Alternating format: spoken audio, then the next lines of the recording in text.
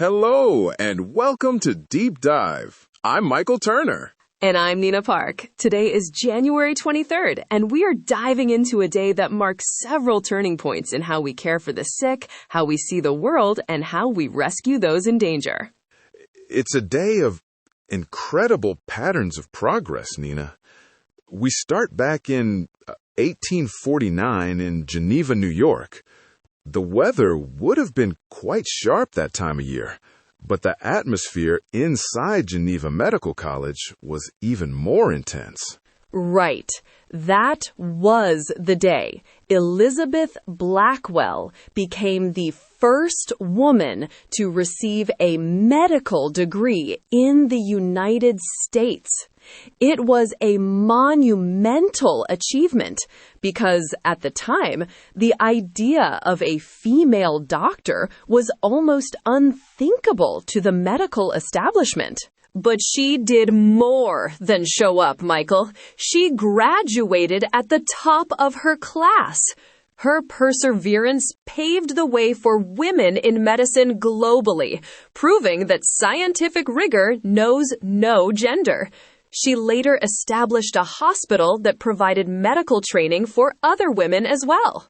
It's a powerful reminder of how one person can change the entire climate of a profession.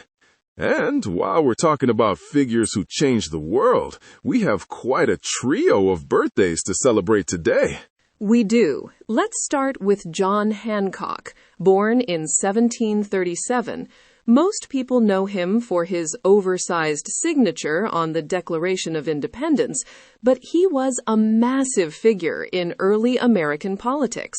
He really was the face of the movement in many ways, serving as the president of the Continental Congress. That bold signature was a statement of defiance and commitment.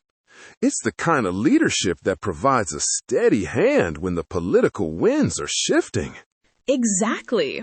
And speaking of shifting perspectives, we also celebrate the birthday of Édouard Manet, born in 1832. He's the bridge between the old world and the new in art. Manet really disrupted the visual landscape, didn't he? He moved us away from traditional realism and into the early stages of Impressionism. He did. Works like The Luncheon on the Grass were scandalous at the time because they broke the rules of composition and subject matter. He wanted to capture modern life as it was, not as a curated, idealized scene. He taught us to look at light and shadow in a completely new way. It seems January 23rd is a day for people who redraw the maps of their fields. That brings us to our third birthday, David Hilbert, born in 1862. Nina, for those of us who aren't mathematicians, how would you describe his impact? Hilbert was a titan of logic. He developed the Hilbert space, which is a fundamental concept in both mathematics and physics, especially quantum mechanics. He was obsessed with the foundations of geometry and making sure math was a complete, consistent system. He basically provided the structural blueprint for how 20th century math was built. So, whether it's a signature on a document, a brushstroke on a canvas, or a mathematical proof, these three men all left a permanent mark on the world. They certainly did.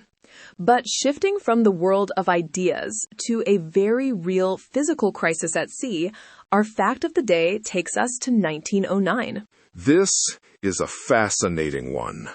On this day in 1909, the RMS Republic, a passenger ship, collided with the SS Florida in thick fog off the coast of Massachusetts. In that era, a collision in the fog was often, a death sentence. But this time was different because of a new technology. The Republic sent out a distress call using Morse code. The signal was CQD, which stood for Come Quick Danger. It was the first time radio was used to coordinate a sea rescue. It's incredible to think about. Before this, you were essentially invisible once you left the shore. That radio signal cut through the fog and the isolation, bringing other ships to their location. Every single passenger and crew member was rescued. It changed maritime safety forever.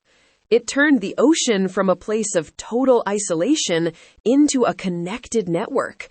It's a perfect example of how science and technology can quite literally save lives when the patterns of nature, like a heavy fog, turn against us. A day of firsts. From the first female doctor to the first radio rescue.